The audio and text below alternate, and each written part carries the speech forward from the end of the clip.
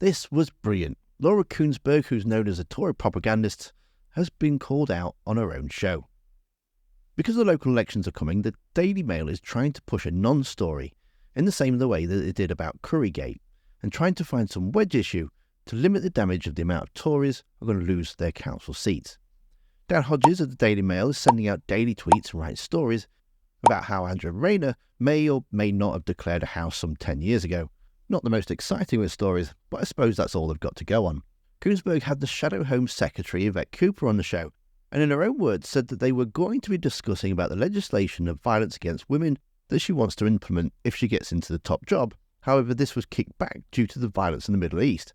And yet they still found time to spend around about 5 minutes talking about the Angela Rayner story, to which Yvette Cooper has said that yes, she's happy to speak to the police and HMRC, and they're the people that need to know, not journalists or the Daily Mail, although Laura Kuenssberg didn't take this as an answer. 10 years ago, before Angela became an MP, she has set out information about her family arrangements, and really, I think, look, she is very keen to be able to provide the facts to the appropriate authorities. But actually, all of us need to get on with talking about the real issues that people are concerned about across the country, including issues that Angela has been campaigning so strongly on, like support for working people. But the problem is today, Yvette Cooper, one of our former advisors, has made it known to the Sunday Times that they've given a statement to the police saying actually her account is not correct, contradicting her claims.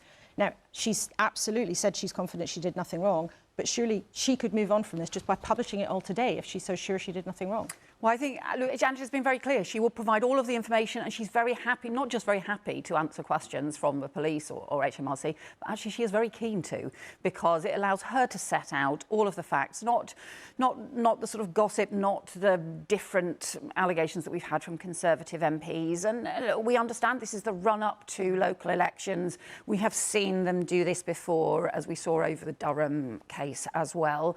But, what Angela, as our fantastic deputy leader, would do is to set out those facts for the appropriate authorities, because this is obviously about her family arrangements, her personal finances, and that's really how it should be dealt with instead. Now, we were going to talk in detail about your plans for confronting violence against women and girls. If you win office, of course, events in the Middle East have rather taken over that. So when she asked a panel, she didn't like the response that she got and quickly tries to move on. What do you think, though, of how the party's handled it? Because some people on the inside of the party think they could have nipped it in the bud a long time ago if she'd been more proactive at the beginning. I think this is such a ridiculous non-story.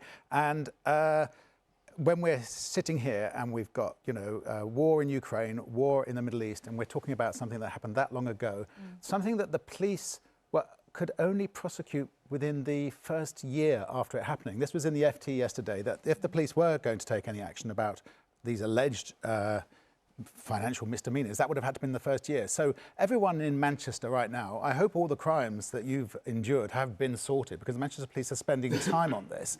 And Laura, I have to say, for you as a broadcaster, for the BBC here to keep spending time on this, and to have Yvette Cooper sit here and come and talk about violence against women and girls, and that to take second place to this bit of gossip that the Mail has pushed and pushed and pushed, and for the BBC to have to say, we have to cover this because the Mail have keep covering it, and so it becomes a story, and it's not a story just because the Mail says it's a story. I think a lot of viewers would think that Greater Manchester Police aren't exactly a bunch of sort of pussycats who just investigate something because a Tory MP tells them to. But Ian Duncan-Smith, I'd like you to respond to this, because he's essentially said this is just the Tories playing fun and games, move on, there's nothing to see. What do you say to that? I hate all this personal attack stuff myself. I think it ultimately demeans us. Laura Kuenssberg's faith hasn't been shaken in light of the Tories' actions. However, two big client media journalists are starting to question their faith, and you can see that in the video that's on screen now. Thanks for watching. Don't forget to hit that like button, and I'll see you next time.